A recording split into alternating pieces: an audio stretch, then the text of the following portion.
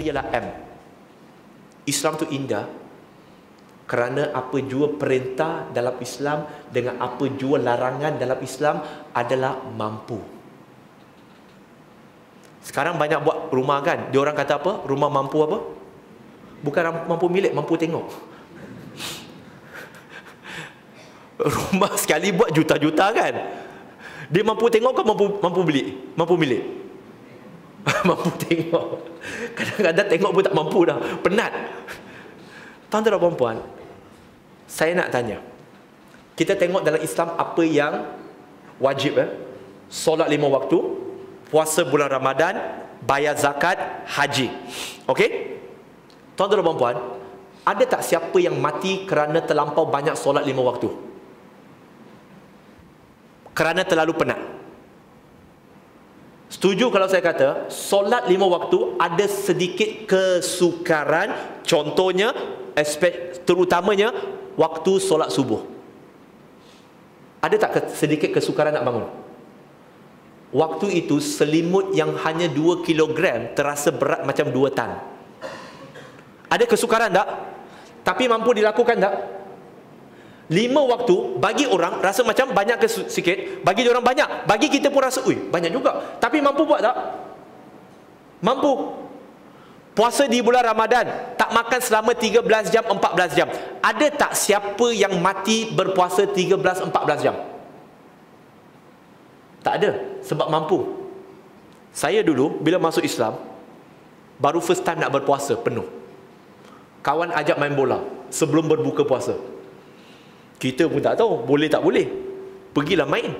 Last saya ingat hanya boleh main 30 minit sebab puasa kan. Lagi-lagi dah nak pukul dah 5 lebih. Dia sebenarnya paling tak boleh tahan puasa tu adalah selepas waktu asar. Waktu itulah nak terfikir airnya. Kalau pergi bazar Ramadan semua nak sapu. Tapi last saya main 90 minit. Kawan saya yang tak berpuasa, mereka main 30 minit.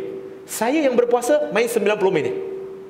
Selepas habis main, mereka tanya saya, Firdaus, you puasa ke tak puasa? I puasa lah. Habis lu puasa, apa pasal lu boleh main 90 minit? Lu tanya saya mana tahu. Lu curi minum kah? Lu mana tengok saya minum air tadi? Saya tak ada curi minum. Saya kata, you tengok, saya berpuasa 13 jam, 14 jam, saya masih boleh main 90 minit, tak ada mati pun. Tapi you orang yang tak ada puasa, separuh mati. Tuan-tuan pernah dengar tak orang berpuasa sehingga mati? Ikut syariat Islam lah. Tak ada. Tapi pernah dengar tak orang mati kerana terlebih makan? Ada. Syariat Islam itu dia Allah Subhanahu Wa Taala sebut dalam Quran. Surah Al-Baqarah surah yang kedua ayat 286. Allah tidak membebankan seseorang melebihi apa yang dia mampu. Sekali lagi, jam tangan.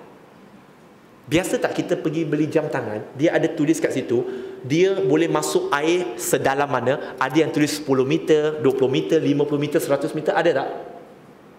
Kenapa tak semua diciptakan letak 100 meter je? Jawapan dia senang. Sebab pencipta yang menciptakan jam tangan ini, dia tahu kemampuan jam tangan itu. Siapa yang ciptakan kita? Macam tak sure je. Astaghfirullahalazim. Siapa yang menciptakan kita? Allah. Kalau bila mana Allah yang menciptakan kita, Allah tahu tak kemampuan kita? Dan bila Allah tahu kemampuan kita berbeza, maksudnya apabila Allah mensyariatkan satu perintah yang berbentuk umum, maksudnya seumum dia, sesiapa pun boleh buat. Betul ke tidak? Ada tak Allah mensyariatkan wajib setiap Muslim solat tahajud seperti Nabi SAW? Tak. Sebab Allah tahu kita tak mampu. Tapi syariat itu hanya disyariatkan untuk Nabi Muhammad SAW. Untuk Nabi saja. Bayar zakat, mampukah RM7? Kalau dia tak mampu, zakat fitrah, orang lain bayar RM7. Kita hari ini nak makan tengah hari pun tak cukup RM7. Kena lebih, RM10 baru cukup. Pergi haji. Nampak tak tuan-tuan dan puan-puan? Haji tu wajib tak? Tapi datang dengan syarat apa? Jikalau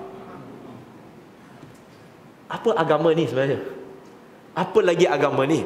Di mana dia mewajibkan kamu buat sesuatu, tetapi dia masih letak syarat jikalau kamu mampu secara fizikal dan secara kewangan. Kalau setakat nak pergi pinjam duit, maksudnya kamu tak mampu, maka gugur kewajipan kepada kamu.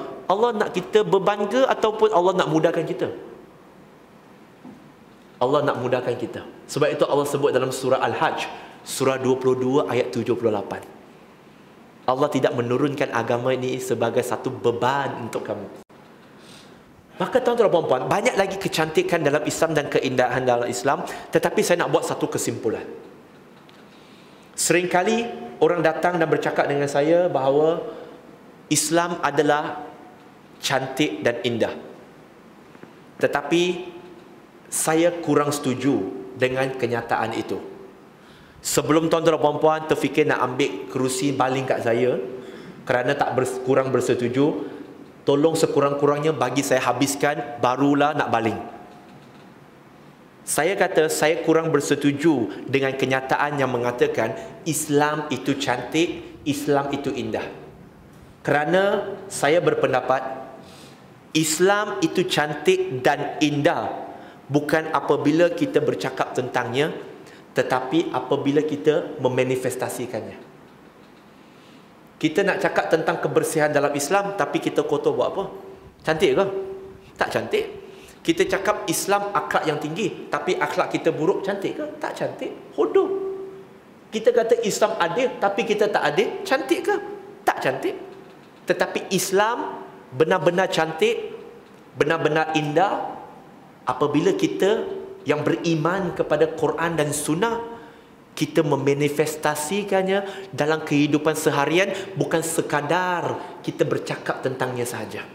Setakat cakap kita sayang pada isteri, tapi siang malam pergi tampar isteri kita, sayang ke? Tak ada manifestasi. Tak sayang. Sayang itu perlu ada manifestasi. Dan sebab itu Allah Subhanahu Wa Taala berfirman, dan ini menjadi penutup saya tuan-tuan dan puan-puan, di dalam surah Ali Imran, surah yang ketiga ayat 31. Islam ni ada manifestasi, dan Allah berfirman, "Qul in kuntum tuhibbunallah fattabi'uni yuhibbukumullah." Katakanlah wahai Muhammad, katakan kepada siapa? Kepada kita, umatnya. Jikalau kalian ini mencintai Allah, hanya sekadar kata cinta, fattabi'uni, ikutilah aku, ikutilah Nabi SAW yang telah Allah sebut dalam surah Al-Ahzab, surah 33 ayat 21. Laqad kana lakum fi rasulillahi uswatun hasanah. Telah ada pada diri Muhammad SAW itu suri teladan yang terbaik untuk kamu contohi, ikuti. Dan Allah Subhanahu Wa Taala akan mencintai kamu.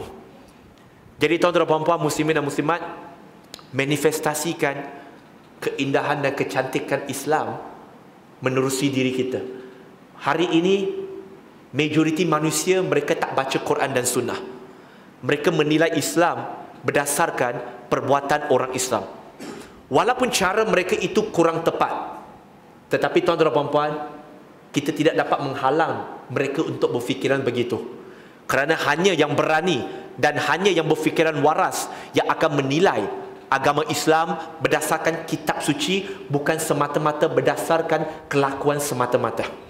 Jadi moga Allah Subhanahu Wa Taala kurniakan kita taufik dan hidayah serta kekuatan untuk memanifestasikan kecantikan dan keindahan Islam di dalam kehidupan kita, dan semoga Allah Subhanahu Wa Taala jadikan kita dan zuriat keturunan kita sebagai asbab kebaikan dan asbab manusia lain mendapat hidayah daripada Allah Subhanahu Wa Taala. Allahumma amin. Jazakumullahu khairan tuan-tuan dan puan-puan. Yang baik datang dari Allah, yang kurang daripada diri saya sendiri. Panjang umur kita jumpa 8 bulan dari sekarang.